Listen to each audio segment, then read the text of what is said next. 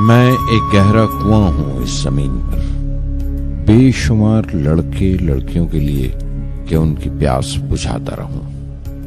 उसकी बेपनाह रहमत उसी तरह जर्रे जर्रे पर बरसती है जैसे कुआं सबकी प्यास बुझाता है। इतनी सी कहानी है मेरी, ज़ैनुल आबदीन और आशी अम्मा के बेटे की कहानी। उस लड़के की कहानी जो अखबारें बेचकर अपने भाई की मदद करता था। उस शागिर्द की कहानी जिसकी परवरिश शिव सुब्रमण्य अय्यर और अय्यादुराई सोलोमन ने की। उस विद्यार्थी की कहानी जिसे पंडले मास्टर ने तालीम दी, MG मेनन और प्रोफेसर साराभाई ने इंजीनियर की पहचान दी, जो नाकामियों और मुश्किलों में पलकर साइंसदान बना। और उस रहनुमा की कहानी जिसके साथ चलने वाले बेशुमार काबिल और हुनरमंद लोगों की टीम थी।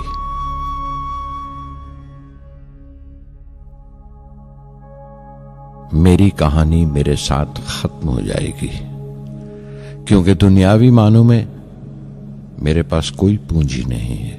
मैंने कुछ हासिल नहीं किया, जमा नहीं किया। मेरे पास कुछ नहीं और कोई नहीं, न बेटा, न बेटी, न परिवार। मैं दूसरों के लिए मिसाल नहीं बनना चाहता, लेकिन शायद कुछ पढ़ने वालों को प्रेरणा मिले कि अंतिम सुख रूह और आत्मा की तस्कीन है। खुदा की रहमत उनकी वरासत है। मेरे परदादा अबुल, मेरे दादा फकीर और मेरे वालिद ज़ैनुल आबदीन का खानदानी सिलसिला अब्दुल कलाम पर खत्म हो जाएगा, लेकिन खुदा की रहमत कभी खत्म नहीं होगी, क्योंकि वो अमर है, लाफानी है। पूर्णमद पूर्णमिदं पूर्णात् पूर्णमुदच्यते पूर्णस्य पूर्णमादाय पूर्णमेवावशिष्यते। ॐ पूर्णमद पूर्णमिदं पूर्णात् पूर्णमुदच्यते पूर्णस्य पूर्णमादाय पूर्णमेवावशिष्यते। पूर्णमद पूर्णमिदं पूर्णात् पूर्णमुदच्यते पूर्णस्य पूर्णमादाय पूर्णमेवावशिष्यते। पूर्णमद पूर्णमिदं पूर्णात् पूर्णमुदच्यते पूर्णस्य पूर्णमादाय पूर्णमेवावशिष्यते।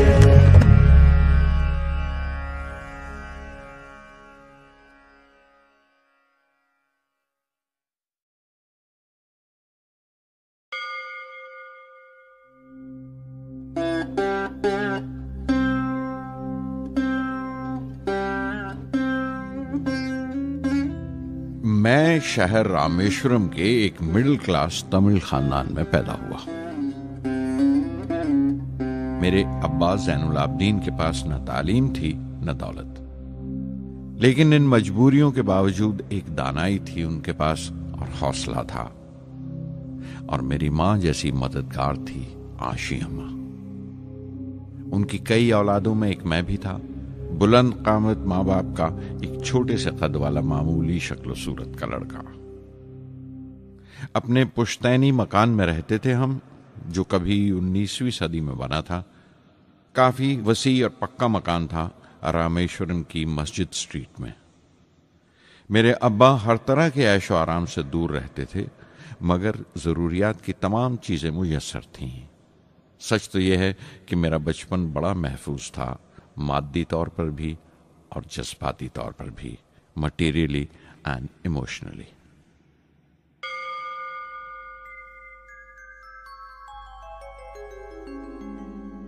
रामेश्वरम का मशहूर शिव मंदिर हमारे घर से सिर्फ 10 मिनट की दूरी पर था। हमारे इलाके में ज्यादा आबादी मुसलमानों की थी, फिर भी काफी हिंदू घराने थे जो बड़े इत्तेफाक से पड़ोस में रहते थे।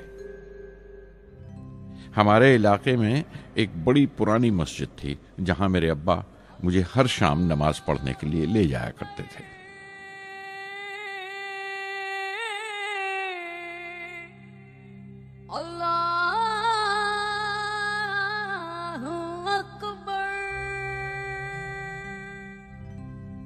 रामेश्वरम मंदिर के बड़े पुरोहित पक्षी लक्ष्मण शास्त्री मेरे अब्बा के पक्के दोस्त थे। मेरी बचपन की यादों में आंकी हुई एक याद ये भी थी कि अपने अपने रवायती लिबास में बैठे हुए वो दोनों कैसे रूहानी मसलों पर देर देर तक बातें करते रहते थे। मेरे अब्बा मुश्किल से मुश्किल रूहानी मामलों को भी तमिल की आम जबान में बयान कर लिया करते थे।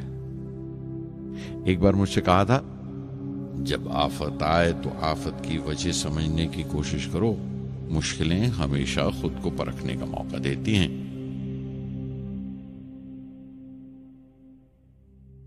मैंने हमेशा अपनी साइंस और टेक्नोलॉजी में अब्बा के असूलों पर चलने की कोशिश की है। मैं इस बात पर यकीन रखता हूं कि हमसे ऊपर भी एक आला ताकत है, एक महान शक्ति है जो हमें मुसीबत, मायूसी और नाकामियों से निकालकर सच्चाई के मुकाम तक पहुंचाती है। मैं करीब 6 बरस का था जब अब्बा ने एक लकड़ी की कश्ती बनाने का फैसला किया, जिसमें वो यात्रियों को रामेश्वरम से धनुषकोडी का दौरा करा सकें, ले जाएं और वापस ले आएं। वो समंदर के साहिल पर लकड़ियां बिछाकर कश्ती का काम किया करते थे, एक और हमारे रिश्तेदार के साथ, अहमद जलालुद्दीन। बाद में उनका निकाह मेरी आपा जोहरा के साथ हुआ। अहमद जलालुद्दीन हालांकि मुझसे 15 साल बड़े थे, फिर भी हमारी दोस्ती आपस में जम गई थी। हम दोनों हर शाम लंबी सैर को निकल जाया करते थे। मस्जिद गली से निकलकर हमारा पहला पड़ाव शिव मंदिर हुआ करता था, जिसके गिर्द हम उतनी ही श्रद्धा से परिक्रमा करते थे जिस श्रद्धा से बाहर से आए हुए यात्री। जलालुद्दीन ज्यादा पढ़ लिख नहीं सके उनके घर के हालात की वजह से, लेकिन मैं जिस जमाने की बात कर रहा हूं, उन दिनों हमारे इलाके में सिर्फ वही एक शख्स था जो अंग्रेजी लिखना जानता था। जलालुद्दीन हमेशा तालीम याफ्ता पढ़े लिखे लोगों के बारे में बातें करते थे, साइंस की इजाद, मेडिसिन और उस वक्त के लिटरेचर का जिक्र किया करते थे। एक और शख्स जिसने बचपन में मुझे बहुत मुतासिर किया वो मेरा कजन था, मेरा चचेरा भाई शमसुद्दीन। उसके पास रामेश्वरम में अखबारों का ठेका था और सब काम अकेले ही किया करता था। हर सुबह अखबार रामेश्वरम रेलवे स्टेशन पर ट्रेन से पहुंचता था। सन 1939 में दूसरी आलमगीर जंग शुरू हुई, द सेकेंड वर्ल्ड वॉर। उस वक्त मैं 8 साल का था। हिंदुस्तान को इत्तेहादी फौजों के साथ शामिल होना पड़ा और एक इमरजेंसी के हालात पैदा हो गए थे। सबसे पहली दुर्घटना यह हुई कि रामेश्वरम स्टेशन पर आने वाली ट्रेन का रुकना कैंसिल कर दिया गया और अखबारों का गट्ठा अब रामेश्वरम और धनुषकोडी के बीच से गुजरने वाली सड़क पर चलती ट्रेन से फेंक दिया जाता। शमसुद्दीन को मजबूरन एक मददगार रखना पड़ा जो अखबारों के गट्ठे सड़क से जमा कर सके। वो मौका मुझे मिला और शमसुद्दीन मेरी पहली आमदनी की वजह बना। हर बच्चा जो पैदा होता है वो कुछ समाजी और आर्थिक हालात से जरूर असरअंदाज होता है और कुछ अपने जज्बाती माहौल से भी। उसी तरह उसकी तरबियत होती है। मुझे दयानतदारी और सेल्फ डिसिप्लिन अपने अब्बा से विरासत में मिला था और मां से अच्छाई पर यकीन करना और रहमदिली। लेकिन जलालुद्दीन और शमसुद्दीन की सोहबत से जो असर मुझ पर पड़ा, उससे सिर्फ मेरा बचपन ही महज अलग नहीं हुआ, बल्कि आइंदा जिंदगी पर भी उसका बहुत बड़ा असर पड़ा।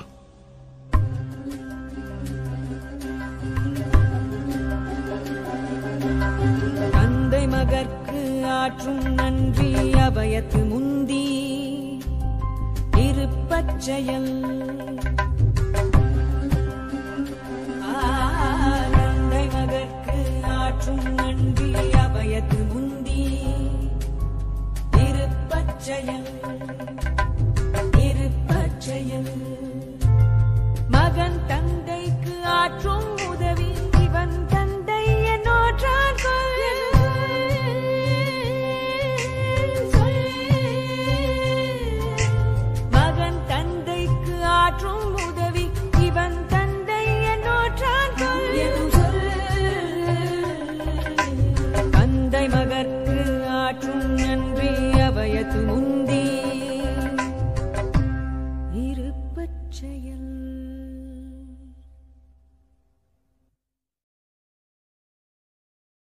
फिर जंग खत्म हो गई और हिंदुस्तान की आजादी बिल्कुल यकीनी हो गई।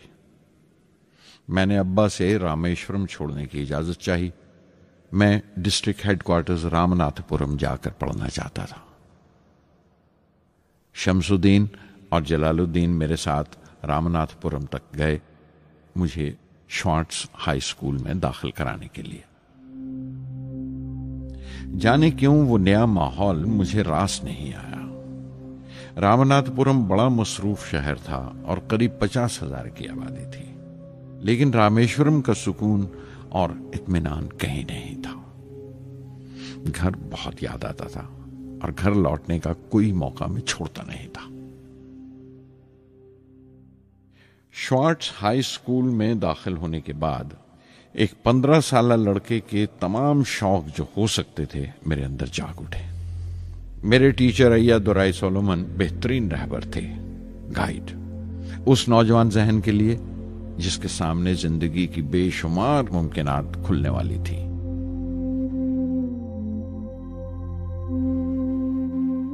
रामनाथपुरम के उस अरसे क़याम में उनसे मेरा रिश्ता उस्ताद शागिर्द या गुरु शिष्य से भी आगे निकल गया। अय्यादुराई कहा करते थे, जिंदगी कामयाब होने और नतीजे हासिल करने के लिए 3 ताकतों पर काबू पाना बहुत जरूरी है: ख्वाहिश, यकीन और उम्मीद। अय्यादुराई सोलोमन, जो बाद में रेवरेंड हो गए, कहा करते थे, इससे पहले कि मैं चाहूं कुछ हो जाए, यह जरूरी है कि मेरे अंदर उसकी पूरी शिद्दत से ख्वाहिश हो और यकीन हो कि वो होगा। मैं अपनी जिंदगी से अगर मिसाल दूं तो मुझे बचपन से ही आसमान के इसरार और परिंदों की परवाज हमेशा हैरान करती थी, फैसिनेट करती थी। समंदर में कूंजों और बगलों को ऊंची उड़ाने लगाते देखता था तो उड़ने को जी करता था। मैं एक सादा लोग गांव ही का लड़का तो था, लेकिन मुझे यकीन था कि एक दिन मैं जरूर उन कूंजों की तरह बुलंद उड़ाने लगाऊंगा, बुलंदी पर परवाज करूंगा।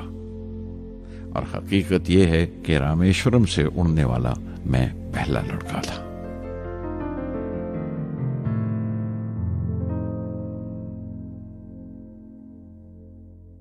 श्वार्ट्ज स्कूल में तालीम खत्म करते करते मेरे अंदर खुद एतमादी बस चुकी थी और मुझे यकीन था कि मैं जरूर कामयाबी हासिल करूंगा। मैं तालीम आगे जारी रखूंगा, उसमें कोई दूसरा ख्याल नहीं था। सन 1950 में मैं इंटरमीडिएट पढ़ने के लिए सेंट जोसेफ कॉलेज ट्रिची में दाखिल हो गया।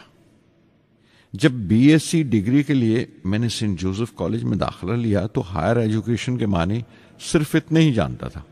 ये नहीं जानता था कि हायर एजुकेशन के लिए कुछ और भी हो सकता है। न ये जानता था कि साइंस पढ़ के फ्यूचर के लिए और क्या मौके हासिल हो सकते हैं। बीएससी पास करने के बाद ही जान पाया कि फिजिक्स मेरा सब्जेक्ट नहीं था। अपने ख्वाब को पूरा करने के लिए मुझे इंजीनियरिंग में जाना चाहिए था। पता नहीं क्यों कुछ लोगों का ऐसा ख्याल है कि साइंस आदमी को खुदा से मुनकर कर देती है, लेकिन मेरे लिए तो साइंस एतमाद, विश्वास और रूहानी तस्कीन की वजह रही है। किसी तरह मैं MIT यानी मद्रास इंस्टीट्यूट ऑफ टेक्नोलॉजी के उम्मीदवारों की लिस्ट में तो आ गया, लेकिन उसका दाखिला बहुत महंगा था। कम से कम 1,000 रुपए की जरूरत थी और मेरे अब्बा के पास इतने रुपए नहीं थे। उस वक्त मेरी अक्का, मेरी आपा जोहरा ने अपने सोने के कड़े और चेन बेचकर मेरी फीस का इंतजाम किया। मुझ पर उसकी उम्मीद और यकीन देखकर मैं पसीज गया।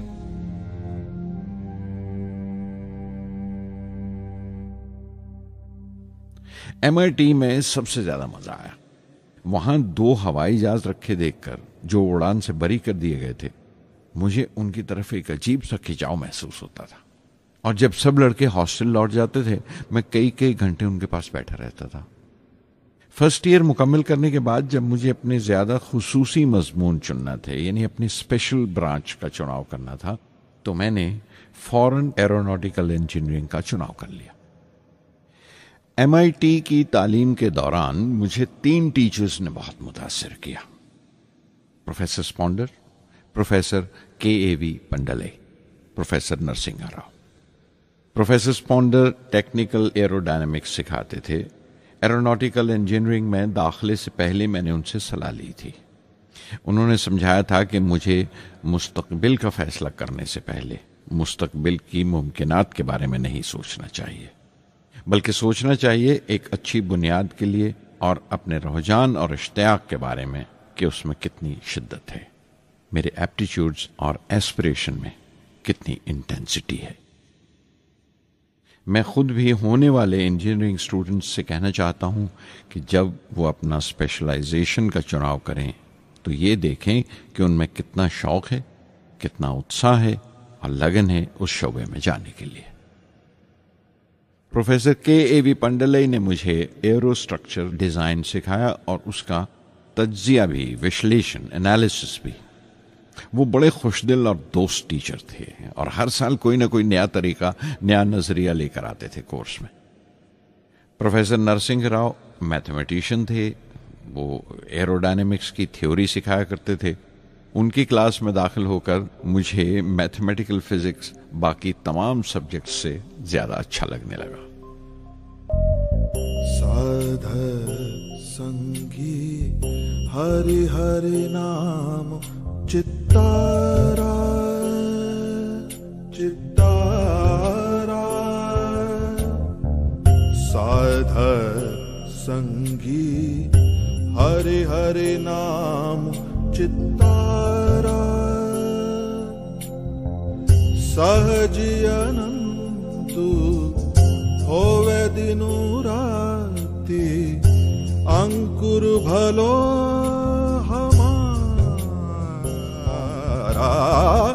साध संगी साध संगी।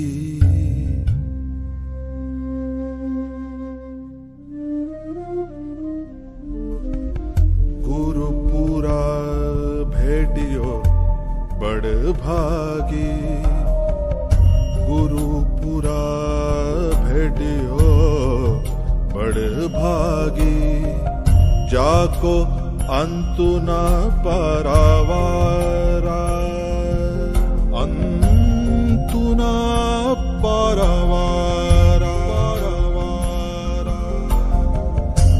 नानक सरनी गही स्वामी की, पुनः पुनः नमस्कार, साध संगी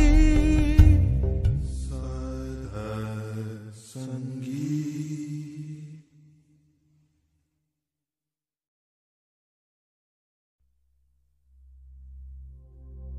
MIT से मैं बेंगलोर के हिंदुस्तान एरोनॉटिक्स लिमिटेड HAL में बतौर ट्रेनी दाखिल हो गया। HAL से जब मैं एरोनॉटिकल इंजीनियरिंग ग्रेजुएट बनकर निकला तो जिंदगी ने 2 मौके मेरे सामने खड़े कर दिए और दोनों मेरी परवाज के देरीना ख्वाब पूरे कर सकते थे। एक मौका था एयरफोर्स का, दूसरा मिनिस्ट्री ऑफ डिफेंस में directorate of technical development and production का। मैंने दोनों में अर्जी भेज दी और बैक वक्त दोनों से इंटरव्यू का बुलावा आ गया। एयरफोर्स के लिए मुझे देहरादून बुलाया गया था और डिफेंस के लिए दिल्ली। मेरे दोनों मुकाम 2000 किलोमीटर के फासले पर थे।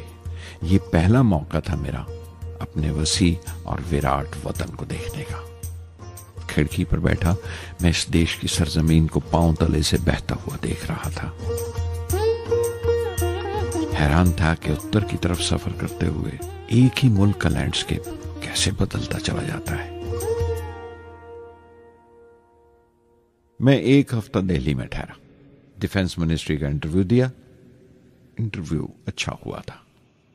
वहां से मैं देहरादून गया एयरफोर्स सिलेक्शन बोर्ड के इंटरव्यू के लिए। 25 उम्मीदवारों में मैं 9वें नंबर पर आया। मेरा दिल बैठ गया, बहुत मायूस हुआ। और कई दिन तक अफसोस रहा कि एयरफोर्स में जाने का मौका मेरे हाथ से निकल गया। मैं ऋषिकेश चला गया, दिल पर यह बोझ लेकर कि आने वाले दिन बड़े सख्त होंगे।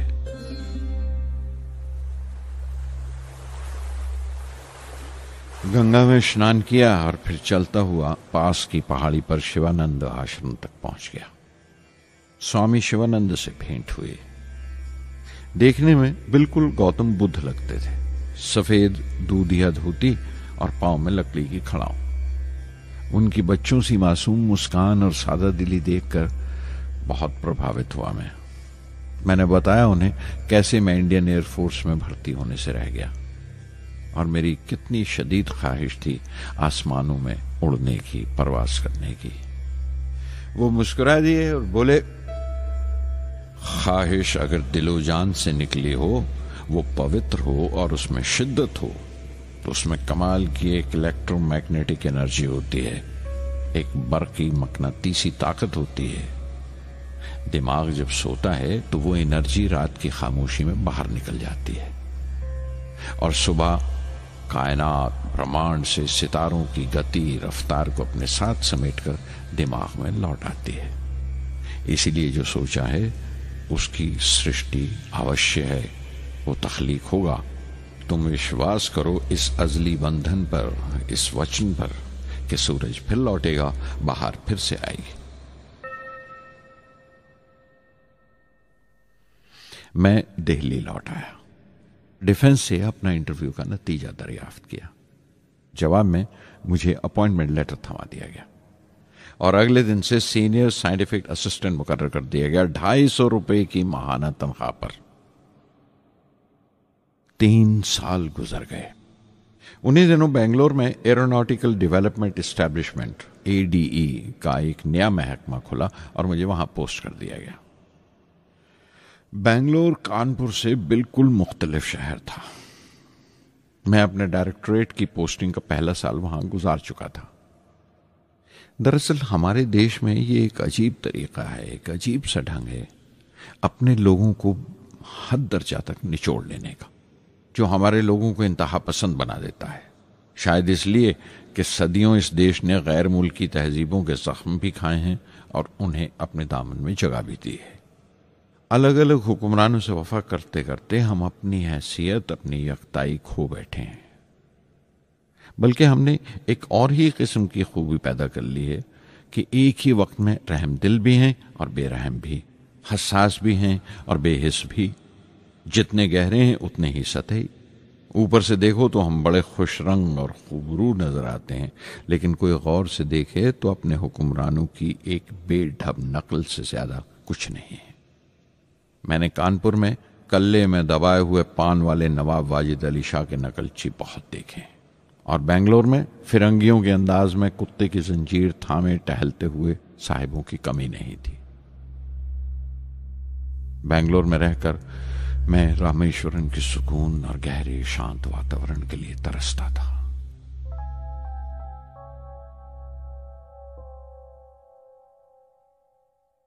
पहले साल तो ADE में कोई ज्यादा काम नहीं था। एक प्रोजेक्ट टीम बनाई थी कि 3 सालों में एक स्वदेशी हॉवरक्राफ्ट तैयार करें और वो वक्त से पहले तैयार हो गया। नंदी उसका नाम रखा गया, शिव की सवारी के आधार पर। उसका डिजाइन हमारी उम्मीद से ज्यादा अच्छा था, लेकिन मैं सख्त मायूस हुआ जब आपसी कंट्रोवर्सीज की बिना पर सारा प्रोजेक्ट बालाए ताक रख दिया गया, बंद कर दिया गया। Professor MGK Menon, Tata institute of fundamental research के डायरेक्टर, एक रोज अचानक ही हमारी जांच पड़ताल को आ पहुंचे। नंदी का जिक्र निकला। मुझसे पूछताछ करते हुए उन्होंने ख्वाहिश जाहिर की एक 10 मिनट की उड़ान के लिए। उसके 1 हफ्ता बाद की बात है। मुझे इनकुस्पार से बुलावा आ गया, the Indian committee for space research. मैं मुंबई चला गया रॉकेट इंजीनियर की पोस्ट के लिए इंटरव्यू देने। मेरा इंटरव्यू लेने वाले डॉक्टर विक्रम साराभाई और प्रोफेसर MGK मेनन के अलावा मिस्टर सराफ थे, जो उस वक्त एटॉमिक एनर्जी कमीशन के डिप्यूटी सेक्रेटरी के ओहदे पर थे। डॉक्टर साराभाई की गर्मजोशी ने पहली ही मुलाकात में मेरा दिल मोह लिया। अगले ही दिन मुझे खबर मिल गई कि मैं चुन लिया गया। मुझे इनकोस्पार में रॉकेट इंजीनियर की हैसियत से शामिल कर लिया गया था। सन 1962 के देरीना हिस्से में कहीं इनकोस्पार ने थुम्बा में इक्वेटोरियल रॉकेट लॉन्चिंग स्टेशन बनाने का फैसला किया। थुम्बा केरला में त्रिवेंद्रम से परे एक दूर दराज के ऊंगते से गांव का नाम है। हिंदुस्तान में यह मॉडर्न रॉकेट बेस्ड रिसर्च की एक दबी सी इब्तदा थी, हल्की सी शुरुआत। उसके फौरन बाद ही मुझे 6 माह के लिए अमेरिका भेज दिया गया, नासा में रॉकेट लॉन्चिंग की ट्रेनिंग के लिए। जाने से पहले मैं थोड़ा सा वक्त निकालकर रामेश्वरम गया। मेरे अब्बा मेरी इस कामयाबी के लिए बहुत खुश हुए और मुझे उसी मस्जिद में ले जाकर शुक्राने की नमाज अदा की।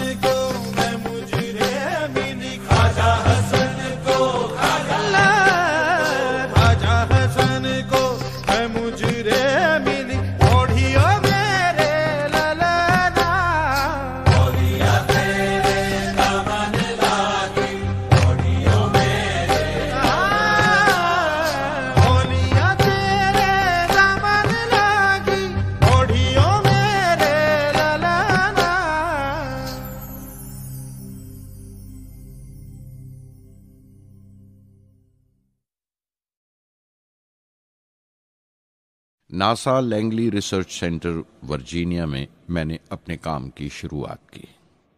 बाद में Goddard space flight centre Maryland चला गया। मैं अपना इंप्रेशंस अमेरिकन्स के बारे में बेंजामिन फ्रैंकलिन के इस जुमले से बयान कर सकता हूं, जिन बातों से तकलीफ होती है उनसे तालीम भी मिलती है।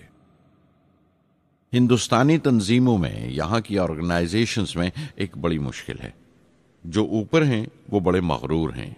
अपने से छोटों की, जूनियर्स और सबऑर्डिनेट्स की राय लेना अपनी हतक समझते हैं।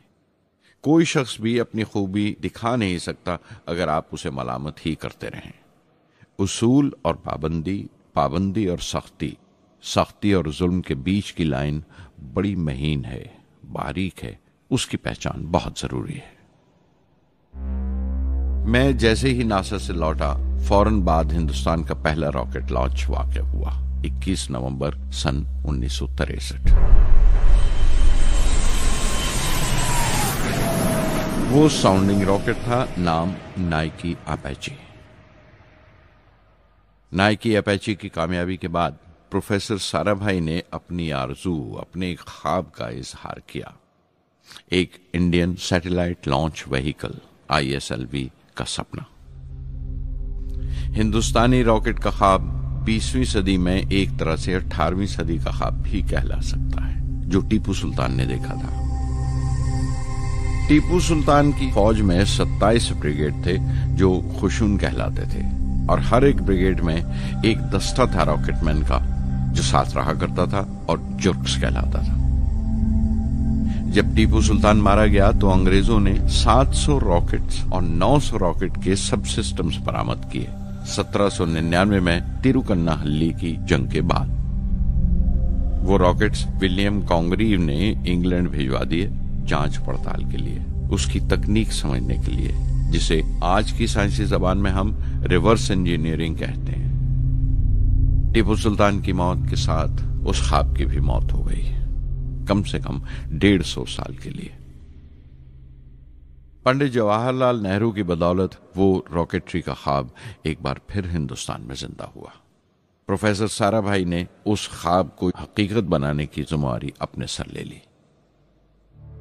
बहुत से तंग नजर लोगों को एतराज था इस बात पर कि इस मुल्क में जहां लोगों को 2 वक्त की रोटी नसीब नहीं होती, वहां इन स्पेस उड़ानों को, इन खलाई तहरीकों को क्यों तरजीह दी जा रही है।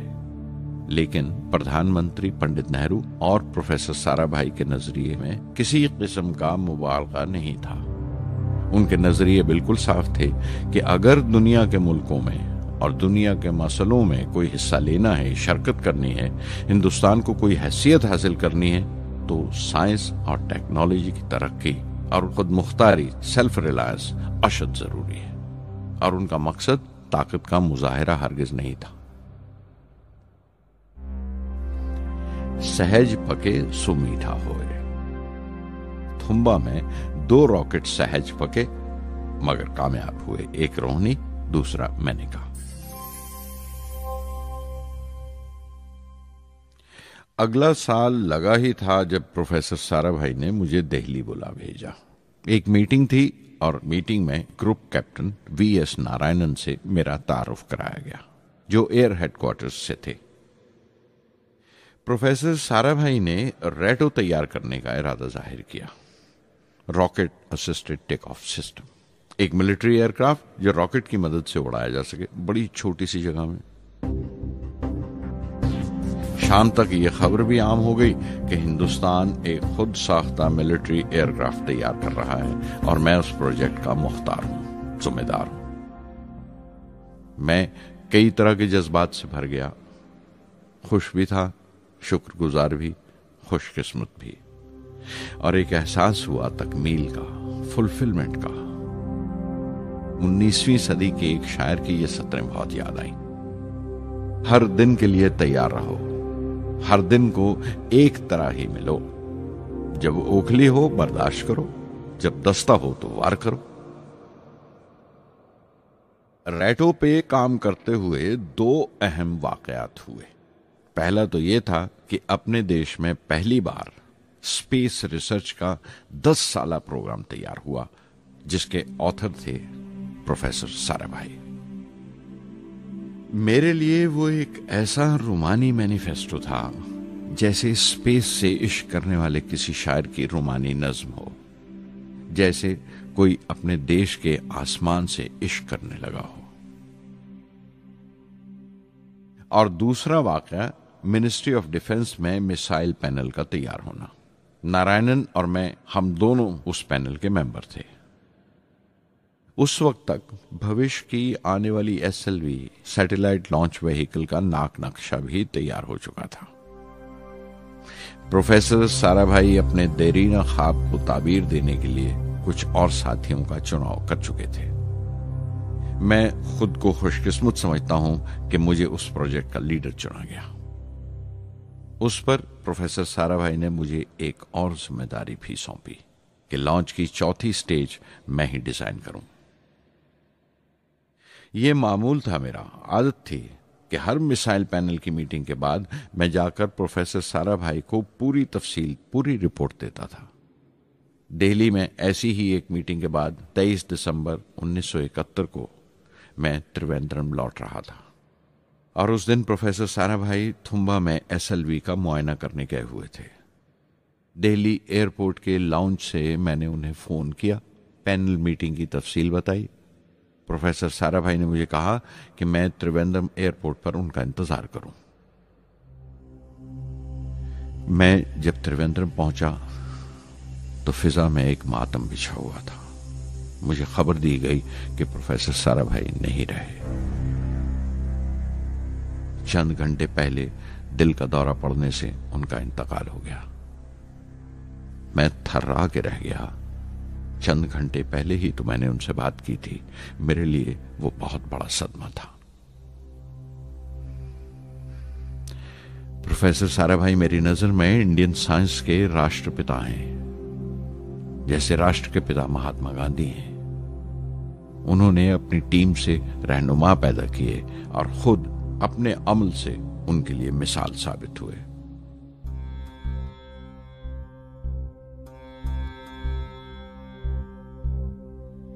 నానాటి బతుకు నాటకము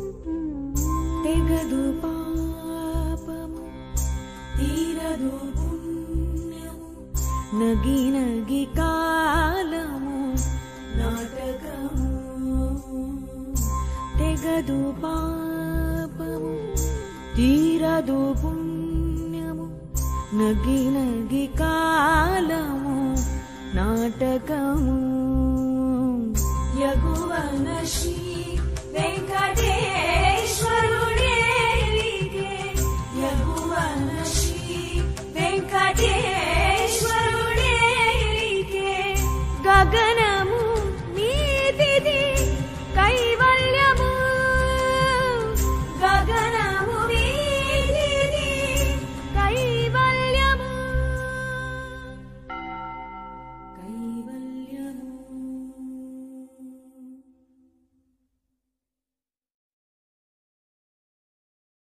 कुछ अरसा प्रोफेसर MG के मेनन ने स्पेस रिसर्च का काम संभाला. बिलाखिर प्रोफेसर सतीश धवन को Indian Space Research Organisation ISRO की जिम्मेदारी सौंप दी गई. तुम्बा का पूरा कॉम्प्लेक्स एक बड़े पैमाने पर स्पेस सेंटर बना दिया गया और Vikram Sarabhai space centre VSSC का नाम दिया गया. जिसने वो सेंटर कायम किया था उसी के नाम से उस जगह की श्रद्धांजलि पेश की गई. मशहूर मेटलर्जिस्ट डॉक्टर ब्रह्म प्रकाश VSSC के पहले डायरेक्टर मुकर्रर हुए.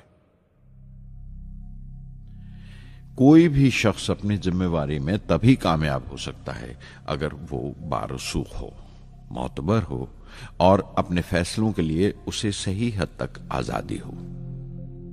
शायद निजी जिंदगी में भी तसल्ली का यही एक रास्ता है.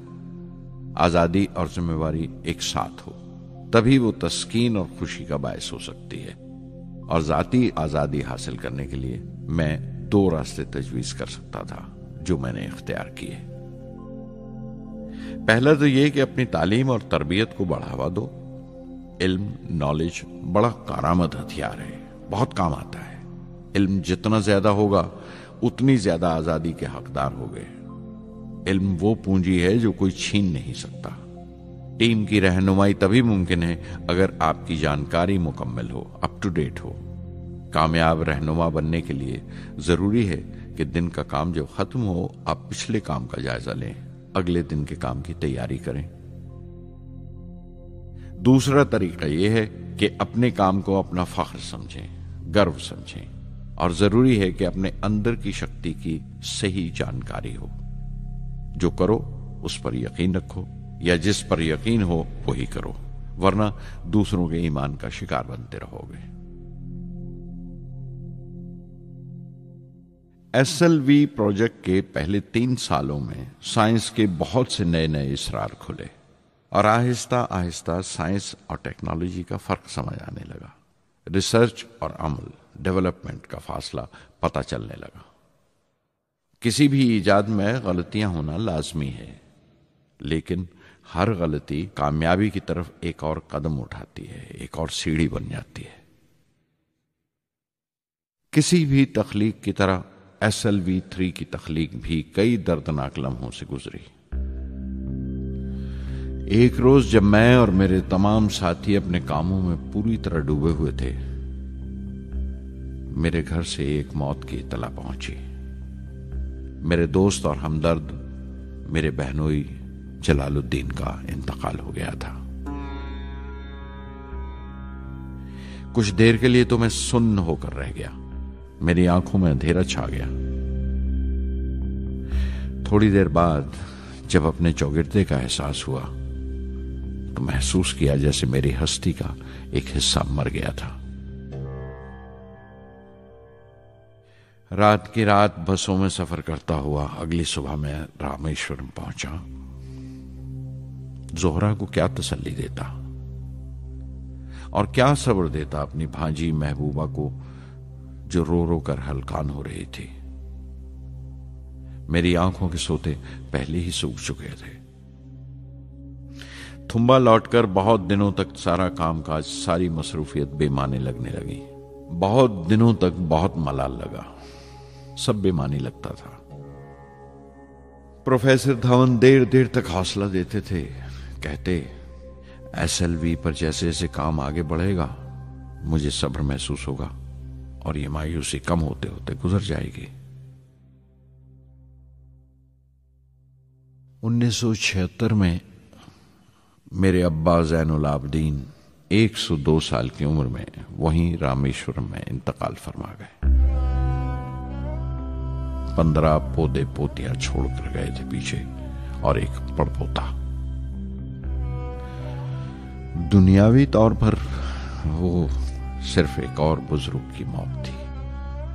कोई बड़ा मातम नहीं हुआ, झंडा नहीं उतारा गया, न अखबारों ने स्याह हाशिए दिए, न सियासतदान थे वो, न विद्वान कोई, न कोई बड़े सरमायादार। एक सीधे सादे इंसान थे, फरिश्ता सिफत। और हर उस बात की वजह थे जो दानाई और पारसाई की राह दिखाती है।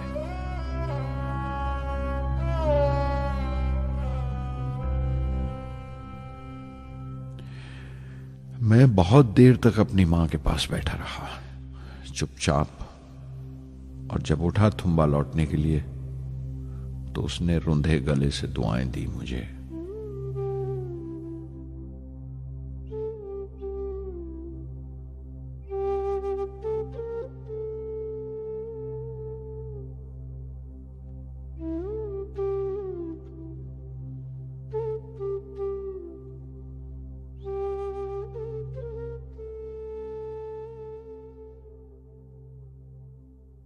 SLV-3 अपोजी रॉकेट जो फ्रांस से उड़ाई जाने वाली थी, अचानक कुछ मुश्किलों का शिकार हो गई।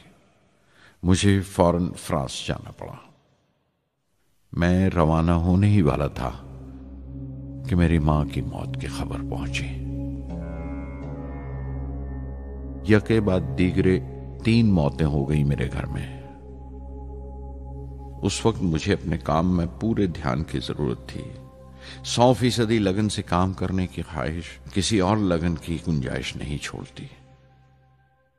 मुकम्मल नीति और पूरी लगन से SLV-3 का ख्वाब 1979 के दरमियान में जाकर पूरा हुआ। हमने SLV-3 की परवाज का दिन 10 अगस्त 1979 तय किया था। 23 मीटर लंबा 4 स्टेजेस का यह रॉकेट 17 टन का वजन लेकर 7:58 पर बड़ी कजदाई से उड़ा और खला की तरफ रवाना हुआ।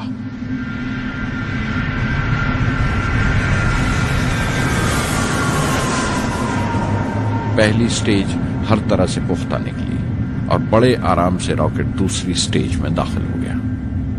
हम सब दम खुद रह गए, सांस रोके बैठे थे। हमारे बरसों का ख्वाब आसमान की तरफ सफर कर रहा था। अचानक हमारे ख्वाब में दरार आई, हमारा सुकून टूटा, हमारी खामोशी टूटी। दूसरी स्टेज काबू से बाहर होने लगी थी। 317 सेकंड के बाद परवाज टूट गई।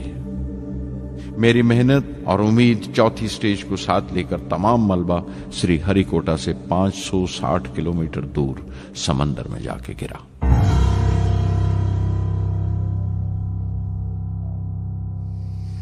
इस हादसे से हम सबको सख्त सदमा पहुंचा। मैं गम और गुस्से से भर गया, नुचड़ गया, बिल्कुल जिस्मानी तौर पर भी और जहनी तौर पर भी। मैं सीधा अपने कमरे में गया और बिस्तर में धंस गया। मैंने अपने कंधे पर एक दिलासे का हाथ महसूस किया तो आंख खोली। दोपहर ढल चुकी थी, शाम करीब थी। डॉक्टर ब्रह्म प्रकाश मेरे सराहने बैठे थे। उनकी इस हमदर्दी ने छू लिया मुझे। मैं उदास था, मायूस था, लेकिन अकेला नहीं।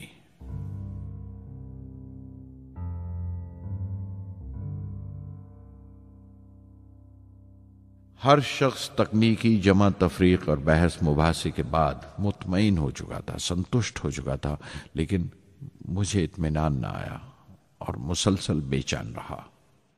मैं बेसाख्ता खड़ा हो गया और एतराफ किया प्रोफेसर धवन के सामने, सर, मेरे साथियों को नाकामयाबी की वजह दरियाफ्त हो जाने से इत्मीनान हो गया, लेकिन मैं उसे काफी नहीं समझता। इस मिशन के डायरेक्टर की हैसियत से इस गलती को भी मैं अपनी जिम्मेवारी समझता हूं। SLV-3 की नाकामयाबी की जिम्मेवारी मेरी है।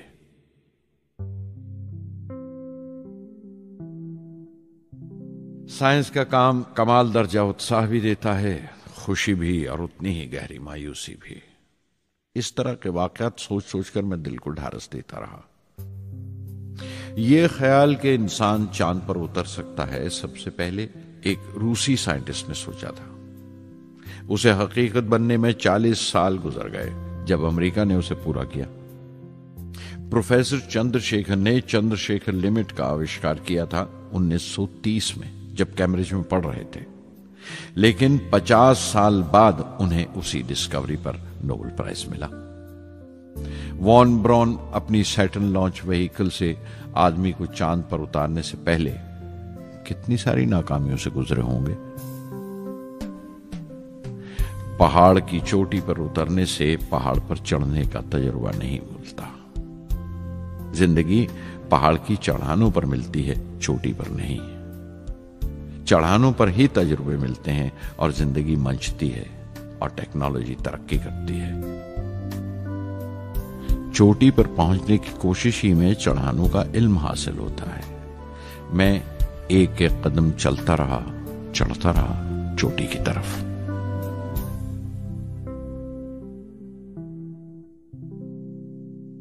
SLV-3 की उड़ान से 30 घंटा पहले 17 जुलाई 1980 के दिन अखबारों की सुर्खियां तरह तरह की राय और अंदाजों से भरी हुई थी। ज्यादातर रिपोर्टर्स ने पहली SLV की उड़ान याद दिलाई थी कि किस तरह वो रॉकेट फेल हो गया था और उसका मलबा समंदर में जाकर गिरा था। कुछ लोगों ने तो देश की दूसरी खामियों का जिक्र करते हुए भी उसे SLV-3 से जोड़ दिया था। मैं जानता था कि अगले दिन का नतीजा हमारे फ्यूचर के स्पेस प्रोग्राम का फैसला करने वाला है। मुख्तसर ये कि सारी कौम की नजरें हम पर गड़ी हुई थीं। 18 जुलाई 1980 सुबह 8:03 पर हिंदुस्तान का पहला सैटेलाइट लॉन्च व्हीकल उड़ा।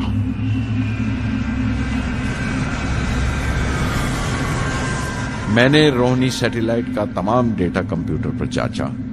अगले 2 मिनट के अंदर अंदर रोहिणी अंतरिक्ष में था। उस तमाम शोरगुल के बीच में मैंने अपनी जिंदगी के सबसे अहम अल्फाज अदा किए। मैं मिशन डायरेक्टर बोल रहा हूं, एक जरूरी खबर सुनने को तैयार रहो। चौथी स्टेज कामयाबी के साथ रोहिणी सैटेलाइट को लेकर अंतरिक्ष में दाखिल कर रही है। मैं ब्लॉक से बाहर आया तो मेरे साथियों ने मुझे कंधों पर उठा लिया और नारे लगाते हुए जुलूस निकाला। सारी कौम में एक जोश की लहर दौड़ गई। हिंदुस्तान उन चंद कौमों में शामिल हो गया था जिनके पास सैटेलाइट लॉन्च की काबिलियत थी। हमारी कौम का एक ख्वाब पूरा हुआ था और हमारे इतिहास का एक नया बाब खुला, एक नया चैप्टर।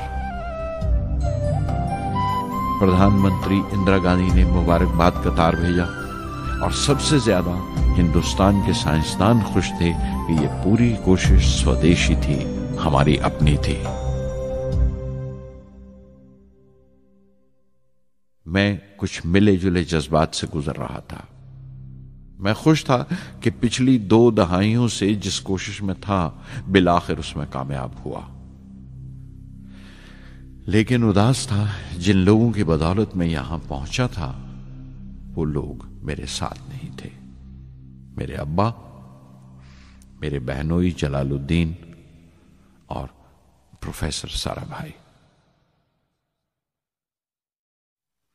SLV-3 की कामयाबी के महीने भर के अंदर ही प्रोफेसर धवन का फोन आया एक दिन और दिल्ली बुलाया प्रधानमंत्री से मिलने के लिए।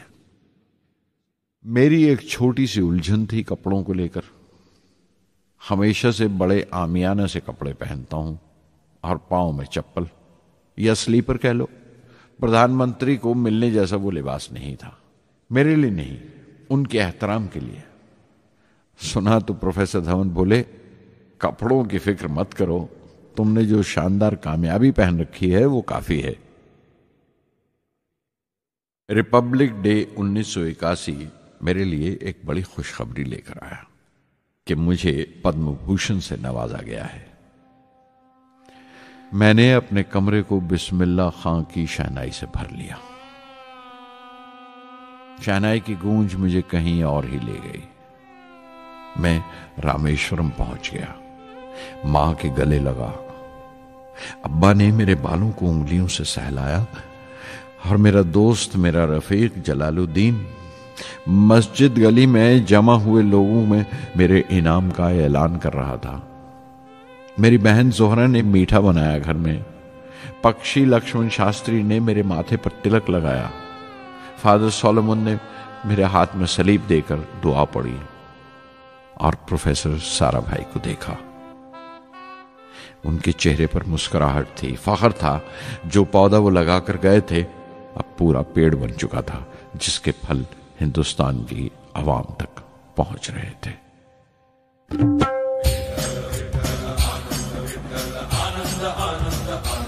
ओ आनंदाचे डोही आनंद तरंग, आनंदाचे डोही आनंद तरंग, आनंदाची अंग, आनंदाचे आनंदाची अंग, आनंदाचे आनंदाचे डोही आनंद तरंग, आनंदाचे डोही आनंद तरंग।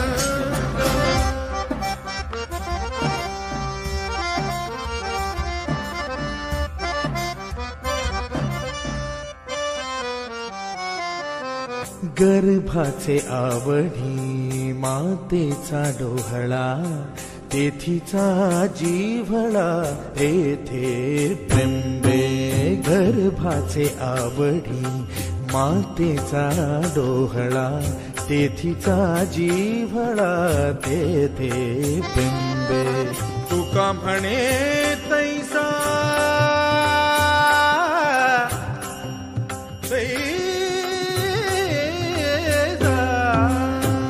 म्हणे तैसा ओतला ठसा, अनुभव सरीसा मुखाला। आनंदाचे डोही आनंद तरंग, आनंदाची अंग, आनंदाचे आनंदाचे डोही आनंद तरंग।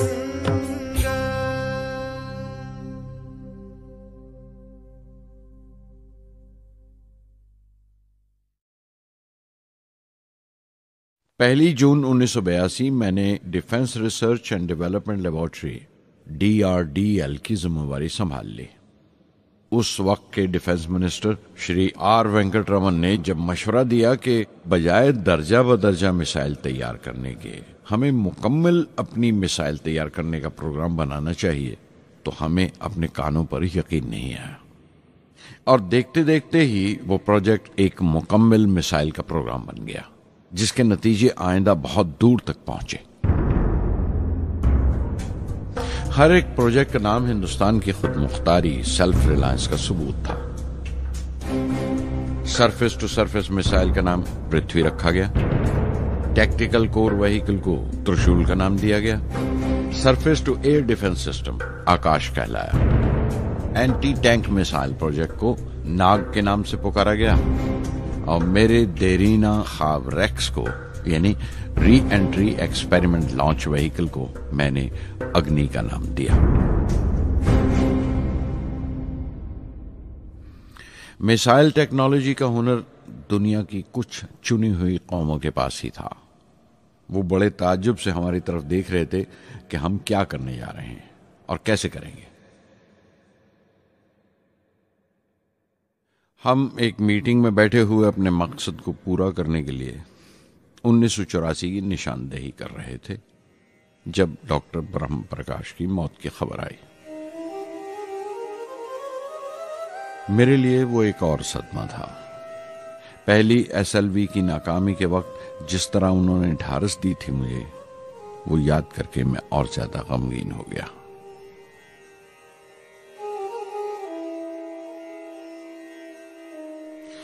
प्रोफेसर साराभाई अगर VSSC के निर्माता थे, बनाने वाले थे, तो डॉक्टर ब्रह्म प्रकाश उसके आमिल थे, एग्जीक्यूटर थे। उनकी विनम्रता ने मुझे बड़ी हद तक नर्म कर दिया और मैंने अपनी तुंद मिजाजी पर काफी काबू कर लिया। उनकी हलीमी सिर्फ अपनी खूबियों तक ही महदूद नहीं थी, बल्कि अपने से छोटों को इज्जत देना भी उनकी आदत में शामिल था। उनके बर्ताव और सलूक में ये बात नजर आ जाती थी कि कोई शख्स भी खामियों से खाली नहीं है। यहां तक कि अफसर भी, लीडर भी, रहनुमा भी। वो बहुत बड़े दानिश्वर थे। एक कमजोर से शरीर के अंदर उनमें बच्चों की सी मासूमियत थी। मुझे वो हमेशा साइंसदानों में संत नजर आते थे।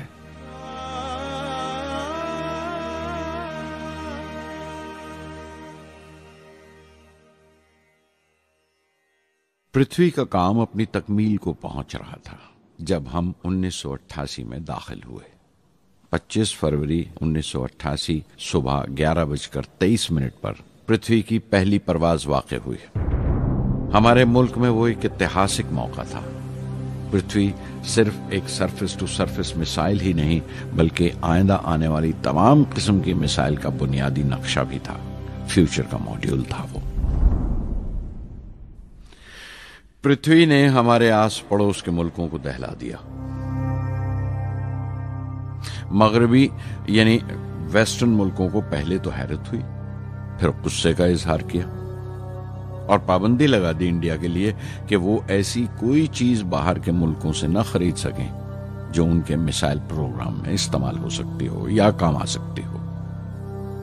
मिसाइल की इजाद में हिंदुस्तान की खुद मुख्तारी ने दुनिया के तमाम तरक्की याफ्ता मुल्कों को परेशान कर दिया। अग्नि की टीम में 500 से ज्यादा साइंसदान शामिल थे।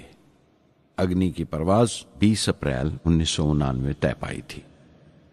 लॉन्च की तमाम तैयारियां मुकम्मल हो चुकी थीं और हिफाजत के लिए यह फैसला किया गया था कि लॉन्च के वक्त आसपास के तमाम गांव खाली करा दिए जाएं।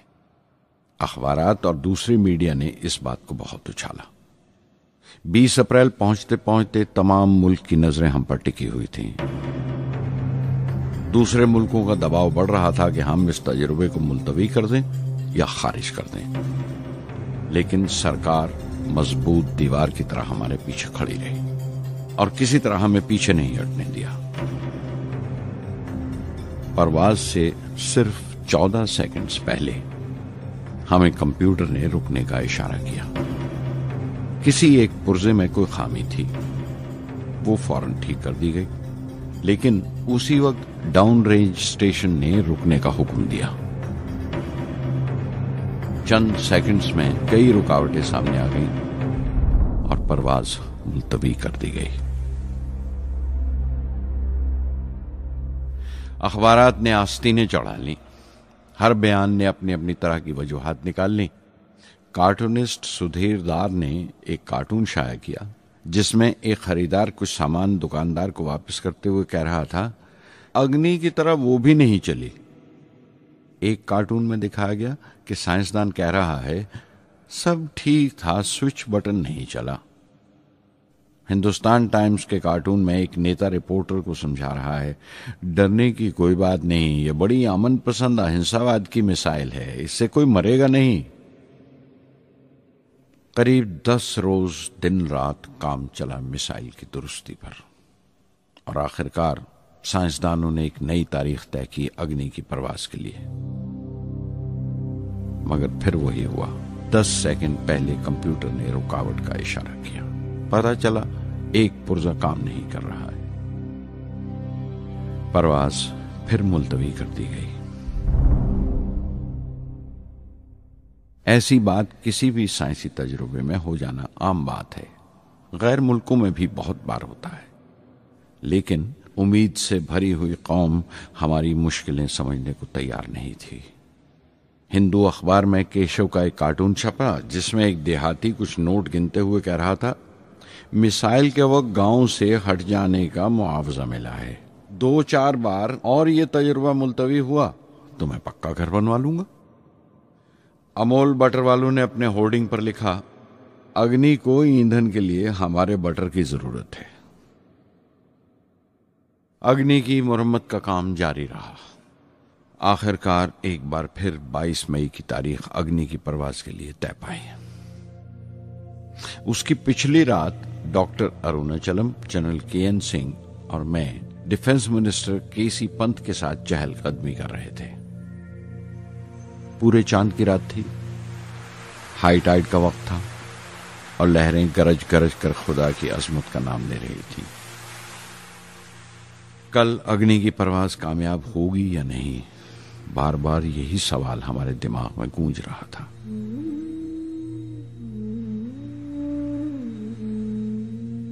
डिफेंस मिनिस्टर ने एक लंबी खामोशी को तोड़ते हुए पूछा, कलाम, कल अग्नि की कामयाबी मनाने के लिए क्या चाहते हो तुम? मैं क्या चाहता था? क्या था जो नहीं था मेरे पास? अपनी खुशी के इजहार के लिए मुझे क्या करना चाहिए?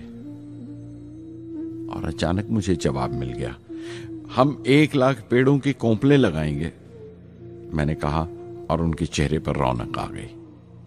तुम अपनी अग्नि के लिए धरती मां का आशीर्वाद चाहते हो, बोले। कल यही होगा, उन्होंने पेशंगोई की।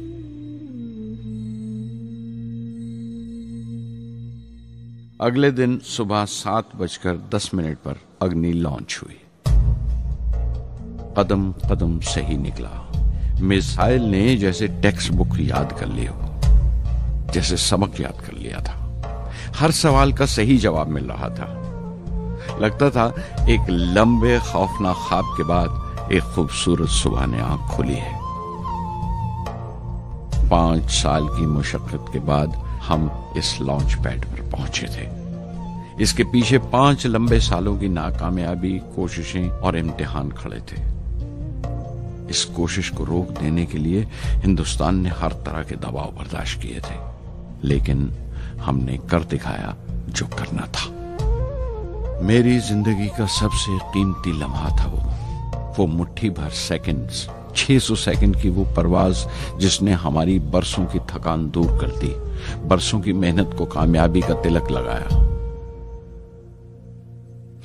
उस रात मैंने अपनी डायरी में लिखा, अग्नि को इस नजर से मत देखो। ये सिर्फ ऊपर उठने का साधन नहीं है, न शक्ति की नुमाइश है। अग्नि एक लौ है जो हर हिंदुस्तानी के दिल में जल रही है। इसे मिसाइल मत समझो, ये कौम के माथे पर चमकता हुआ आग का सुनहरी तिलक है।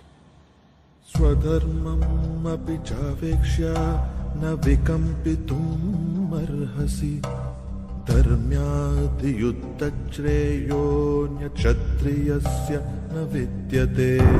स्वधर्मम् अपि चावेक्ष्य न विकम्पितुम् अर्हसि, धर्म्याद् युद्धश्रेयोऽन्य क्षत्रियस्य न विद्यते। अदच्चेत्त्वम् इमं धर्म्यं संग्रामं न करिष्यसि, तदा स्वधर्मं कीर्तिं च हित्वा पापम् अवाप्स्यसि, हित्वा पापम् अवाप्स्यसि।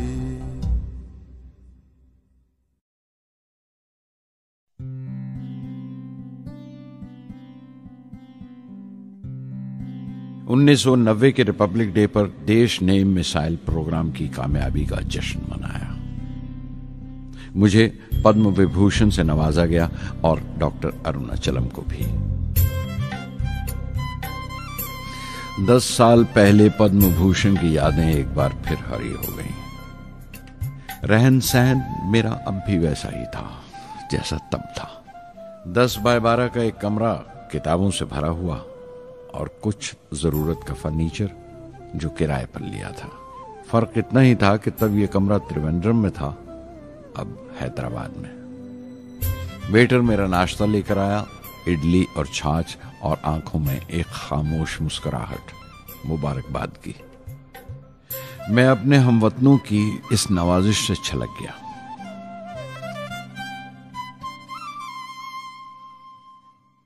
मैं जानता हूं कि बहुत से साइंसदान और इंजीनियर मौका मिलते ही वतन छोड़ जाते हैं, दूसरे मुल्कों में चले जाते हैं ज्यादा रुपया कमाने के लिए, ज्यादा आमदनी के लिए।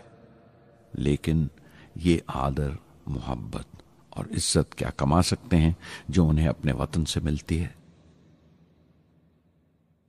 15 अक्टूबर 1991 में 60 साल का हो गया। मुझे अपने रिटायरमेंट का इंतजार था। चाहता था कि गरीब बच्चों के लिए एक स्कूल खोलूं। ये वो दिन थे जब मैंने सोचा कि अपनी जिंदगी के तजुर्बे, मुशाहिदे और वो तमाम बातें कलमबंद करूं जो दूसरों के काम आ सकें। एक तरह से अपनी स्वाने उम्री लिखूं, अपनी जीवनी। मेरे ख्याल में मेरे वतन के नौजवानों को एक साफ नजरिए और दिशा की जरूरत है। तभी ये इरादा किया कि मैं उन तमाम लोगों का जिक्र करूं जिनकी बदौलत मैं ये बन सका जो मैं हूं। मकसद ये नहीं था कि मैं कुछ बड़े बड़े लोगों के नाम लूं, बल्कि ये कि कोई शख्स कितना भी छोटा क्यों ना हो, उसे हौसला नहीं छोड़ना चाहिए। मसले, मुश्किलें जिंदगी का हिस्सा हैं और तकलीफें कामयाबी की सच्चाइयां हैं। जैसा कहा है किसी ने, खुदा ने यह वादा नहीं किया कि आसमान हमेशा नीला ही रहेगा, जिंदगी भर फूलों से भरी राहें मिलेंगी। खुदा ने यह वादा नहीं किया कि सूरज है तो बादल नहीं होंगे, खुशी है तो गम नहीं, सुकून है तो दर्द नहीं होगा। मुझे ऐसा कोई गुरूर नहीं कि मेरी जिंदगी सबके लिए एक मिसाल बनेगी, मगर यह हो सकता है कि कोई मायूस बच्चा किसी गुमनाम सी जगह पर जो समाज के किसी माजूर हिस्से से ताल्लुक रखता हो, ये पढ़े और उसे चैन मिले, ये पढ़े और उसकी उम्मीद रोशन हो जाए। हो सकता है ये कुछ बच्चों को नाउमीदी से बाहर ले आए और जिसे वो मजबूरी समझते हैं वो मजबूरी ना लगे। उन्हें यकीन रहे कि वो जहां भी हैं खुदा उनके साथ है। काश हर हिंदुस्तानी के दिल में जलती हुई लौ को पर लग जाए और उस लौ की परवाज से सारा आसमान रोशन हो जाए।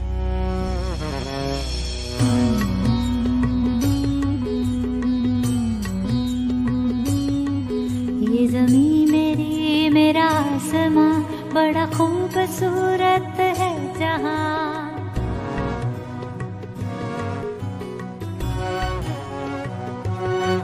ये ज़मीं मेरी, मेरा आसमां, बड़ा खूबसूरत है जहां।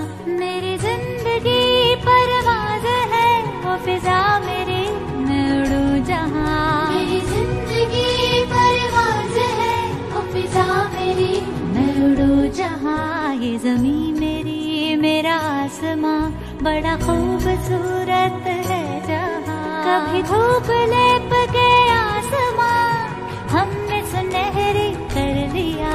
कभी धूप लेप के आसमां हमने सुनहरी कर लिया। फिर धूप बांध के पाँव में हम उड़े हैं ठंडी हवाओं में। ज़मीं मेरी, मेरा आसमां, बड़ा खूबसूरत है जहां। कभी वक्त उठा के सरों पे हम और आग लेके परों पे हम। कभी वक्त उठा के सरों पे हम और आग लेके परों पे हम। कभी छानी खाली खला कहीं, हम उड़े जहाँ पे हवा नहीं। ज़मीं मेरी, मेरा आसमां, बड़ा खूबसूरत है जहां। मेरी जिंदगी परवाज़ है, मेरी जिंदगी परवाज़ है, वो फिजा मेरी, मैं उड़ूं जहां। ये ज़मीं मेरी, मेरा आसमां, बड़ा खूबसूरत है जहां। ये ज़मीं मेरी, मेरा आसमां, बड़ा खूबसूरत है जहां।